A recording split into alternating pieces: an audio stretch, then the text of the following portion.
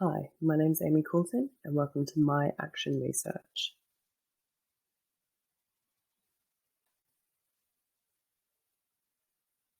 The aim of this action research project is to establish ways in which student engagement can be maximised and consequently refine and improve my pedagogical practice.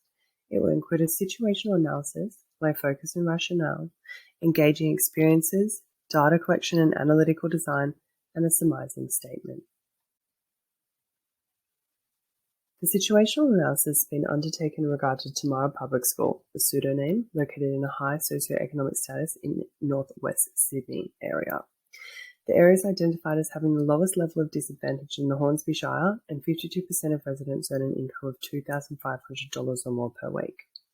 The school has a total student population of 889 students, in which 63% have English as an additional language or dialect, and there are no Indigenous students at the school. 68.5% of people in the area have both parents born overseas. The school scored above the national average in all areas of the literacy and numeracy NAPLAN assessment and have 2 opportunity classes. The school has a strong focus on positive behaviour for learning. They encourage teachers to identify additional learning needs and support students through individualised learning and collaborative partnerships within the whole school community. There's a whole school approach to building teacher capacity to ensure all students have access to quality education and facilitate learning programs that enable the improvement of learning outcomes for each child. The students. Within the Stage 2 Year 4 mainstream classroom I attended for my practicum, there were many diverse abilities. Half of students were capable in literacy and numeracy, with a third of these students excelling in both areas. 4 students required extensive support, and the remainder expressed basic levels of understanding. The teacher had 21 years' experience. She attended the school for primary and high school, has children at the school, and has taught there for her whole career. She has a constructivist approach and is the religious curriculum advisor. The classroom. It was an inclusive classroom, however it did not indicate notions of an insider classroom. As opposed to a dynamic, active, inclusive, all-embracing classroom, it had a more disciplinary, orderly, well-behaved and regimented structure and semblance. There was limited access to technology, and there was traditional road seats where students were situated in mixed ability seating arrangements. Work was displayed on the back wall, along with class rules and walls that teach. The interactive whiteboard was the only form of technology. iPads were available, however only when booked in advance, and they were not frequently accessible or accessed by my mentor teacher. They were hard to book and needed to be booked at least a week in advance.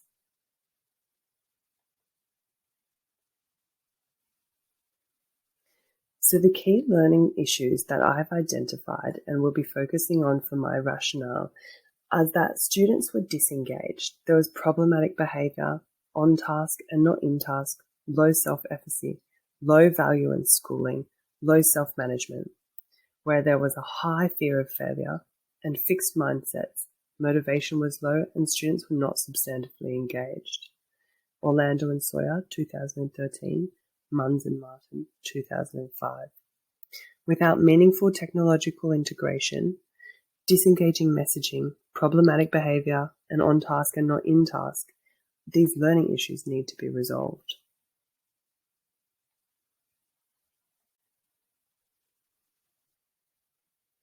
My aim for my rationale and focus, therefore, is to create a classroom full of substantive student engagement and an insider feeling where students feel as though they belong.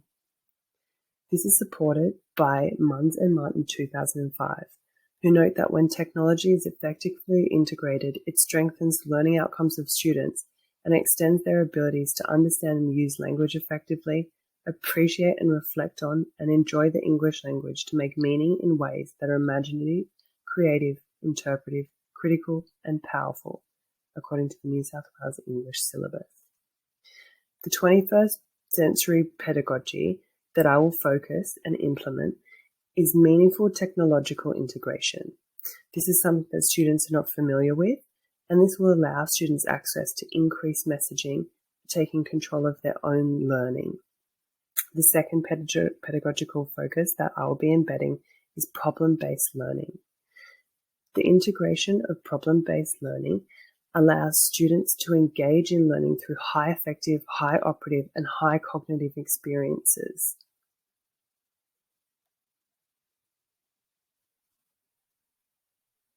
Overview of my mini unit of work. I've planned a mini unit of work with a focus on purposeful technological integration and a direct demonstrated linking to the MEE framework for each activity.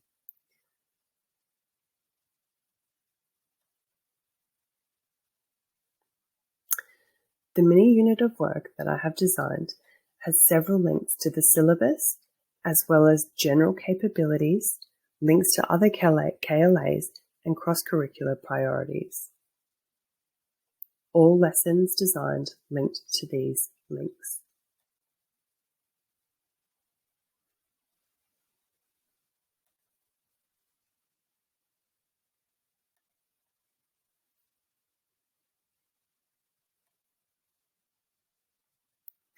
The data analysis that I will conduct throughout my lessons comes in two different formats. The first format is the engagement, the analysis of engagement through data. The second is achievement through syllabus outcomes.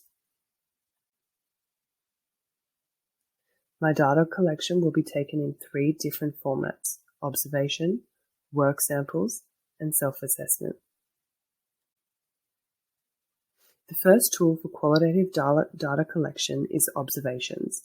I will implement an observational schedule and observe students overtly and covertly from the front of the classroom where they remain unaware of the observation and demonstrate authentic learning.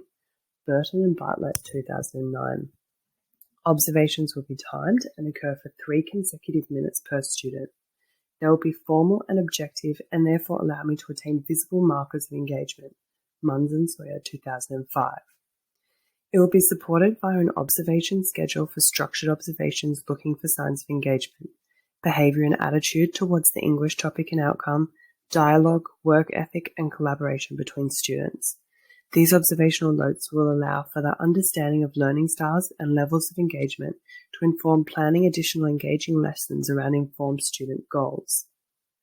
The affordances for this form of data collection are authentic and qualitative data, low pressure on students and their performance, and it reveals an impact of individual and class interactions. The limitations, however, are that perceptions can be subjective, students can be negatively impacted by surveillance if done incorrectly, and this method requires a high attention to detail and uninterrupted concentration, which sometimes isn't available. The second form of data that I'll be collecting is work samples. Samples will be collected and observed using before, in progress, and after method. Students' work will be uploaded to Seesaw, and digital samples will be stored to show the students' progress and expansion of ideas through the altered pedagogical approach and allow learning to be shared with parents in the form of a presentation in the final lesson. The affordances of this form of data collection is that it improves acquired observational data, shows the evolution of learning, allows for group and individual samples. The limitations, however, is that this data is subject to interpretation. It can be difficult to comprehend, and students' own thought process sometimes affect the outcomes. The final form of data that I'm choosing to collect is through self-assessment. Student self-assessment will be documented via the REAL framework and capture students' thoughts and feelings about their own learning. Munns and Woodward, 2006. It caters to teachers via elements of critical feedback via a formative and qualitative approach to data collection.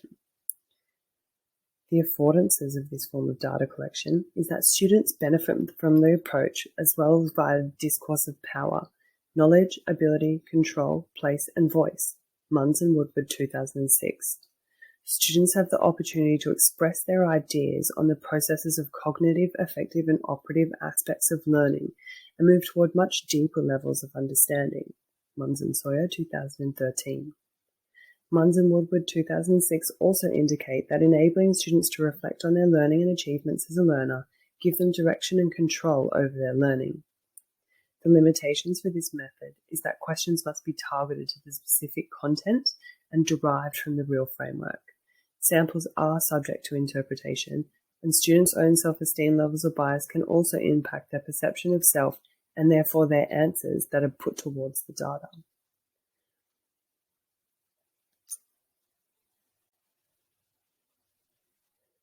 Data triangulation.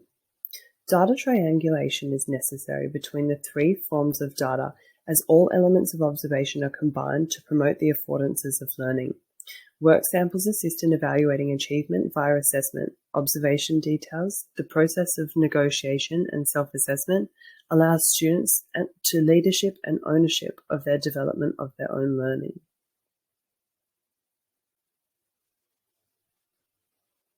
How does data measure student engagement, E&E engagement? The student data will be analysed to evaluate student engagement and thus evaluate the use of meaningful technological and PBL under the English specialisation.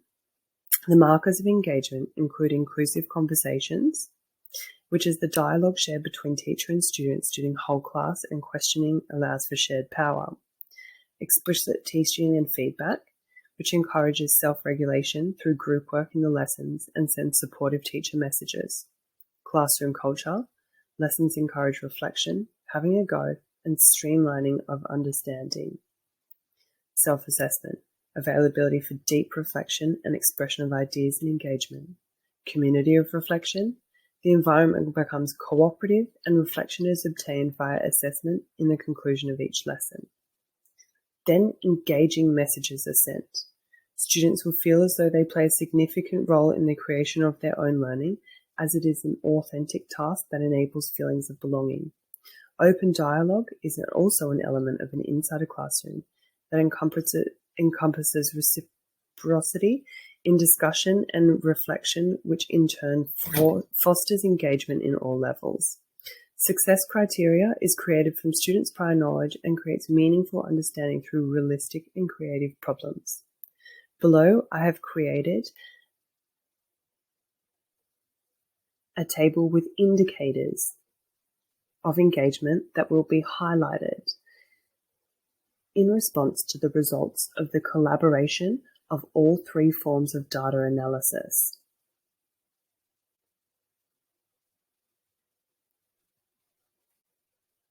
In summation, there are both affordances and limitations towards my practices. The triangulation of data creates a strong observational data set and markers of engagement are visible and students have become active participants in their learning who are benefiting from the meaningful inclusion of ICT in my lessons. They develop strongly against syllabus outcomes and gain invaluable knowledge and messaging that the datasets and pedagogical practices in the lessons may not provide. The limitations, however, is that for my own professional development and future teaching in the KLA of English, is that these processes take a period of time to observe and collect data. Additionally, engagement can often be internalized and not assessed via external markers. It can often rely on an intrinsic approach that isn't always evident. It may not be a successful approach for all learners. However, I feel